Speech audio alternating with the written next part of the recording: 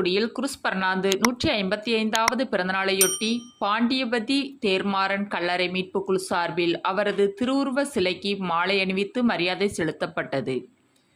தூத்துக்குடியின் முன்னாள் நகரமன்ற தலைவரான ராவ் பகதூர் குருஸ் பர்னாந்து அன்றைய காலகட்டத்தில் கடும் குடிநீர் பஞ்சத்தால் நகர மக்கள் அவதிக்குள்ளாகி இருந்தபோது தொலைநோக்கு சிந்தனையுடன் தனது சொந்த செலவில் வல்லநாடு பகுதியில் இருந்து தூத்துக்குடி நகருக்கு குழாய் பதித்து நகர மக்களின் தாகம் தீர்த்தவர். இதனால் குடிநீர் தந்த கோமான் என தூத்துக்குடி மக்களால் அழைக்கப்பட்டவர்.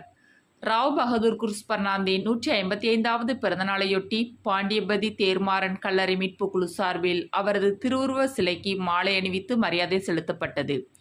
நிகழ்ச்சியில் Vijayakumar, பாரசு, Jagan, கனிஷ்டன், Johnson, Innasi, Anthonisamy, Arokiasamy, Bella, ஃபெசி, Anushka, Anandhi, pheno, Jones, Bharat, Prakash உள்பட பலர் பங்கேற்றனர்.